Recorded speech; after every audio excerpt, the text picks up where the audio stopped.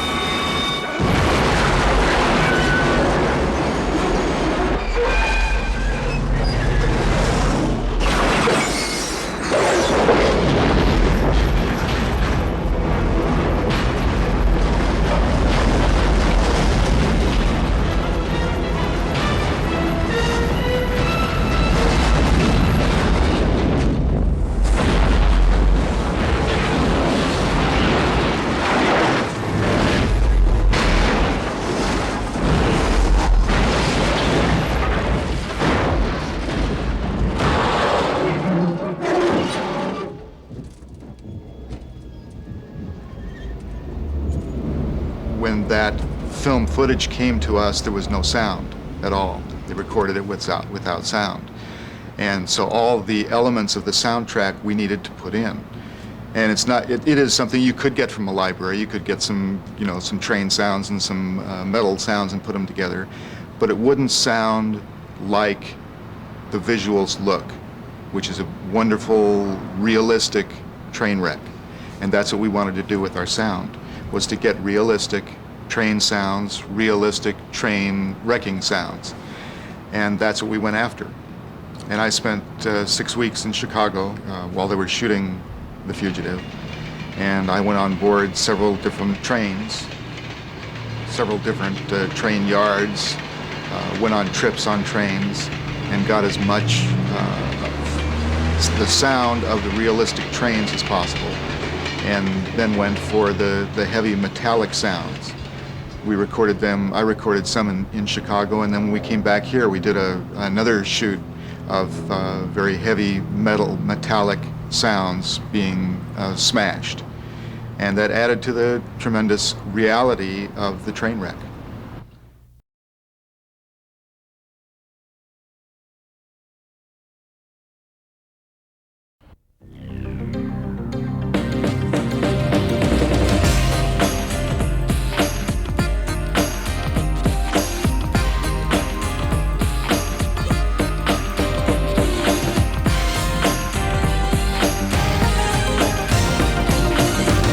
On today's program, we're going to take a 4x4 trek to the back roads of Death Valley in search of gold mines with 30-year backroad veteran Dave Hefner. Then from there, we're going to take you on a tour of one of the valley's best gems here in Death Valley. That's the Furnace Creek Inn. In a desert basin in southeastern California, Death Valley National Monument, extending partly into Nevada, was established in 1933. The highest elevation in the park is Telescope Peak, 11,498 feet. The lowest point, 282 feet below sea level, which is the lowest elevation in the Western Hemisphere. Death Valley is the hottest region in North America. The highest U.S. air temperature ever recorded is 134 degrees Fahrenheit, with the ground temperature sometimes exceeding 175 degrees Fahrenheit. The Panamint Mountains block moist air and leave the valley proper with an average rainfall of only 1.5 inches. Sometimes it will be raining, but because of the intense heat, the raindrops never reach the valley floor. walking down in Monarch Canyon, and we're going down to see an old mine down here that was located by a Shoshonean Indian by the name of Johnny Hughes. And he looked at it and he thought this looked like a pretty good place to mine. And they mined here for about 6 to 8 years on and off. It never really paid off. They got about $25 a ton for the ore, so it never was as rich as they thought it was going to be. But we're at the gold mine. There's gold in them rocks. Aren't you supposed to bite it to see if it's really gold? I guess it's gold.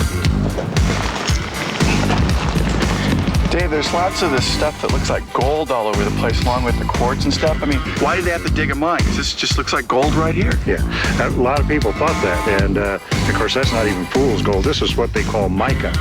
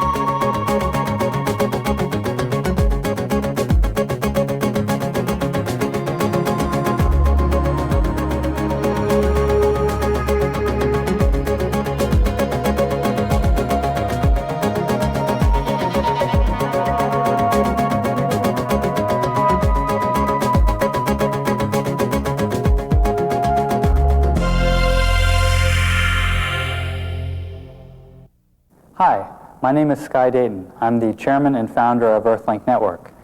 We're happy to have you join our staff, and I'd like to give you a little bit of history of the company so you understand the team that you're joining. I started Earthlink about 3 years ago because I found it very difficult to connect to the internet for the first time. I felt that the internet was probably going to be the world's next mass communications medium, but somebody had to set up something to make it easy for people to use and connect to. Now we're outside the West LeBaron Data Center, which is a far cry from the size of the data center we started with.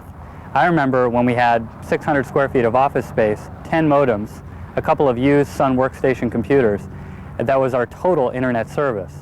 Today, there's no comparison. This data center allows us to deliver an unparalleled level of internet service to our members around the world. This data center will also allow the company to scale up to handle millions of new members. We're interested in playing a really big game here at Earthlink, and this data center is just one piece of it. The internet is enabling something at Earthlink we call the internet economy. It's a new way of doing business and conducting commerce over the internet in a way we've never had before. Other revolutions like the printing press and the postal service allow people to communicate in written form across time and space. Well, the internet removes basically all the remaining time and space from the communications equation. It changes everything in ways we can't even imagine today. Just like the printing press brought on a revolution for Earth we'd never seen before, the internet will do the same thing. In the years to come, we hope Earthlink will be an enabling part of that revolution, and the world will never be the same.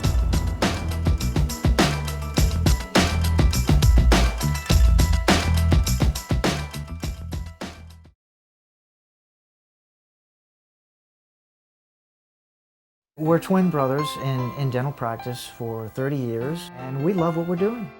We like to look at patients comprehensively. And that means people of all ages.